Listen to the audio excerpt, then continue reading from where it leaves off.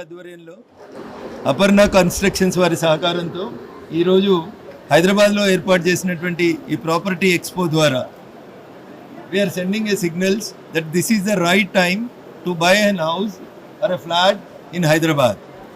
దేశంలో ఉన్న అన్ని మెట్రో నగరాల కంటే హైదరాబాద్ అనేది ప్రజల నివాసానికి అన్ని రకాల ఆమోదయోగ్యంగా ఉన్నటువంటి ప్లేస్గా నేను భావిస్తూ ఉన్నాను.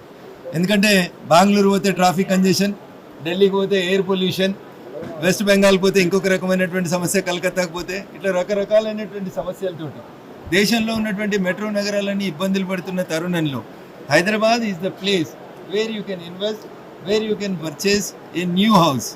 The infrastructure of Hyderabad is growing under the dynamic leadership of Narendra Modiji. ఇప్పటికి ఉన్నటువంటి ఓఆర్ఆర్ ట్రాఫిక్ కంజెషన్ని ఎదుర్కోబోతున్నటువంటి ప్రస్తుత తరుణంలో హైదరాబాద్కి సుమారు 300 కిలోమీటర్ల రేడియస్ తోటి ఒక రీజనల్ రింగ్ రోడ్ అనేటువంటి పేరుతో త్రిబుల్-ఆర్ని ఏర్పాటు చేయాలని భారత ప్రభుత్వం ఆ దిశగా అడుగులు వేస్తూ ఉంది.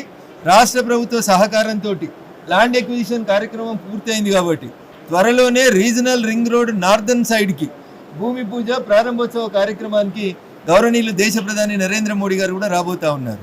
Not only regional ring road, దాంతోపాటు రైల్ని కూడా కనెక్ట్ చేస్తే ట్రాఫిక్ కంజెషన్ కానీ movement of the people will become easy అనేది సంపూర్ణంగా నమ్ముతున్నాం. కాబట్టి ఇర్రెస్పెక్టివ్ ఆఫ్ ద పార్టీస్, రాష్ట్రంలో ఏ పార్టీ అధికారంలో ఉంది, ఎవరికి క్రెడిట్ వస్తుంది అనేది పక్కన పెట్టి ఓట్లేసి గెలిపించినటువంటి ప్రజల్ని దృష్టిలో పెట్టుకొని భాగ్యనగరంలో ఇన్ఫ్రాస్ట్రక్చర్ డెవలప్ చేయడానికి, ఎంఎంటీఎస్ ఎక్స్పాన్షన్కి, రీజనల్ రింగ్ రోడ్ కోసం, మెట్రో ఎక్స్పాన్షన్ కోసం భారత ప్రభుత్వం, రాష్ట్ర ప్రభుత్వం రెండూ సంయుక్తంగా కలిసి ఈ హైదరాబాద్ని భాగ్యనగరంగా మార్చేందుకు, భాగ్యవంతుల ఉండేటువంటి ఒక గొప్ప ప్రదేశంగా దీన్ని మార్చేందుకు మేము శాయశక్తుల ప్రయత్నం చేస్తూ ఉన్నాం. కాబట్టి హైదరాబాద్ బయర్స్ ఏదో రియల్ ఎస్టేట్ ఆగమైంది, ఇబ్బంది అయిపోయింది అని అట్లాంటి ఇబ్బందులు ఏం పడకండి. కరోనాలు, ఈ యుద్ధాలు, వీటినన్నింటినీ ఎదుర్కొనేటువంటి శక్తి భారతీయులకు ఉంది. నరేంద్ర మోడీ గారి నాయకత్వంలో వికసిత భారత్ 2047 వరకు దేశంలో ఉన్న అన్ని మెట్రో నగరాలను దాటి హైదరాబాద్ నెంబర్ 1గా కావాలని మనస్ఫూర్తిగా ఆకాంక్షిస్తా ఉన్నాను. ఆ దిశగా పెట్టుబడిదారులు, కన్స్ట్రక్షన్ కంపెనీస్, ఫైనాన్షియల్ ఇన్స్టిట్యూషన్స్ అన్నీ కూడా సహకరించి ఈ హైదరాబాద్ని భాగ్యనగరంగా మలచాలని సవినయంగా అప్పీల్ చేస్తూ ఈ కార్యక్రమాన్ని ఆర్గనైజ్ చేసినటువంటి మిత్రులందరికీ కూడా శుభాకాంక్షలు, అభినందనలు తెలియజేస్తాను. ప్రపంచవ్యాప్తంగా మీరు చూస్తున్నటువంటి అనేక కోణాలని హైదరాబాద్ రియల్ ఎస్టేట్తో జోడీకరించి చూడాలి. అంతేగాని రియల్ ఎస్టేట్ తగ్గింది, పెరిగింది, తగ్గితే కొనే వాళ్ళకి లాభం కాబట్టి కొనాలని చెప్తా ఉన్నాం. ఇప్పుడు ఇఫ్ దెర్ ఈజ్ స్టాగ్నెన్సీ, ఒకవేళ రేట్లు తగ్గినాయి, మార్కెట్ పరిస్థితి బాగలేదు, ఉద్యోగాలు వస్తలేవు, ఏ ఇబ్బంది పెడుతుంది, ఏషియాలో జరుగుతున్న యుద్ధంతో నష్టం జరుగుతుంది అని అనుకున్నప్పుడు ఇన్వెస్టర్స్కి this is the right time. Hyderabad ఎవరు ఆపలేరు. హైదరాబాద్ దేశంలో నెంబర్ 1 అవుతుంది.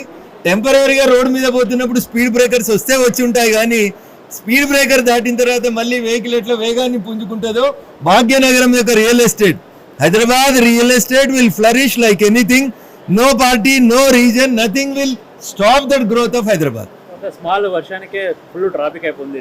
రీసెంట్లీ చూసినాం కదా, 3 hours 4 hours పడుతుంది ఒక ట్రాఫిక్. సో ఎప్పుడో నిజాం టైంలో కట్టినటువంటి డ్రైనేజ్ సిస్టమ్ లోపల పాలకులు కొంచెం కొంచెం డెవలప్మెంట్ చేస్తూ వచ్చారు. My request to the present government is under ground drainage system ఎంత ఉంది, ఎంత పెంచాలి.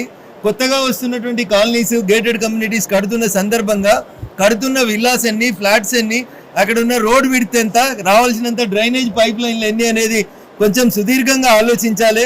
కొత్తగా చేసినటువంటి 3 మున్సిపల్ కమిషనర్స్ అందరూ కూడా కమిషనరేట్ల పరిధి లోపల కొత్త పర్మిషన్స్ ఇచ్చేటప్పుడు ఇన్ఫ్రాస్ట్రక్చర్కి ఇంపార్టెన్స్ ఇవ్వాలి, పొల్యూషన్ లేకుండా చూడాలి, ప్రతి ఇంటి మీద కంపల్సరీ సోలార్ ప్లేట్లు వచ్చేలా చూడాలి.